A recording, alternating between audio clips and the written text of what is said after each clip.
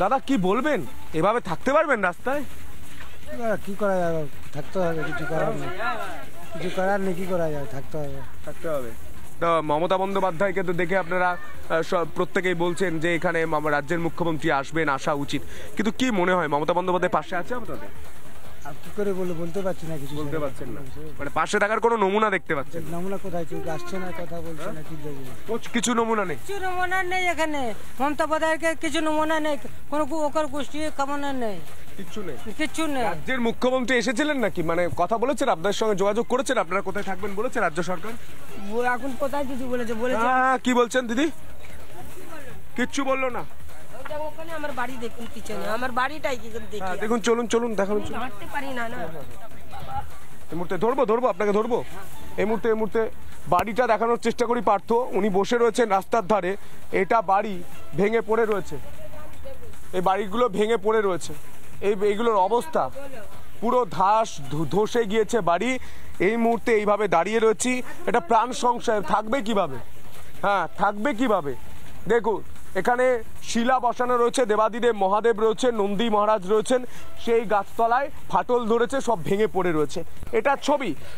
ভাগাড়ে থাকেন জনতার, লন্ডনে থাকেন মমতা, এটা এখন সব থেকে বড় প্রশ্ন। কিছু বিচার করছে না বাবা, তোমরা একটু সাহায্য করো বাবা। কিচ্ছু বিচার করছে না রাজ্য সরকার, কিচ্ছু করছে না। এটা শুনতে পাচ্ছেন? রাজ্যের মুখ্যমন্ত্রী, আপনি প্রত্যেকের ভোটে নির্বাচিত হয়ে রাজ্য সরকার গঠন করেছেন, প্রত্যেককে পরিষেবা দেওয়া আপনার দায়িত্ব। পার্থ সাবধানে, এখানে ফাটল রয়েছে, দেখে কাজ করো।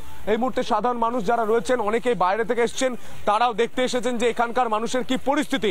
বাইরের মানুষ এসে, যাদের কোনো দায়বদ্ধতা নেই, প্রতিবেশীরা এসে এখানে দেখতে আসছে, কিন্তু রাজ্যের মুখ্যমন্ত্রী একবার আসতে পারছেন না, রাজ্যের মুখ্যমন্ত্রী কোনো ব্যবস্থা নিতে পারছেন না। এই ছবিটার কতদিন আমরা এখানে দাঁড়িয়ে রয়েছি, সেই ছবিটা আমরা দেখালাম। ওয়েন্দ্রিলা আমাদের আরো একটা ছবি তুলে ধরেছে, যে ছবিটা গোটা বাংলার মানুষকে ভাবাবে। দেখুন, ধসে যারা বাড়ি হারিয়েছেন তাদের থাকার জন্য ব্যবস্থা করা হয়েছে। একাধিক কন্টেনার আনা হয়েছে, 7খানা কন্টেনার নিয়ে আসা হয়েছে। এই কন্টেনারের মধ্যেই প্রায় 15 থেকে 20 জন মতন থাকতে পারবেন বলে জানিয়েছেন পিডব্লিউডির আধিকারিক। এক্ষেত্রে দাঁড়িয়ে এই কন্টেনারের মধ্যে এখানেই 8খানা জানালা কাটা হবে, মানে এদিকে 4টে ওদিকে 4টে, এরকম অ্যাডজাস্ট করে 8খানা জানালা এবং 2টো দরজা থাকছে। অলরেডি একটু দেখায় ছবিটা, একটা দরজা অলরেডি এখানে কাটা রয়েছে।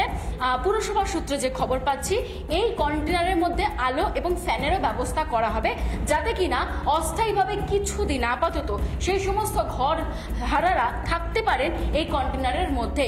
ঘর ভেঙে গেলে তবু এখানে ঘুমিয়ে থাকবো।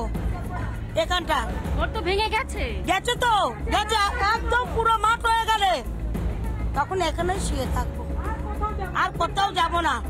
যতক্ষণ মমতা দিদি মা যতক্ষণ নিজে জবাব না দিচ্ছে এই সন্তানের জন্য, যে এখন উনি যে নিয়ে জবাব দেবে যে আমি তোমাদের রাস্তা কোনো ব্যবস্থা করে দিয়েছি আর তোমাদের কোনো কিছু প্রুফ দিচ্ছি যেখানে ছাড়ার জন্য, তবে আমরা ছাড়বো।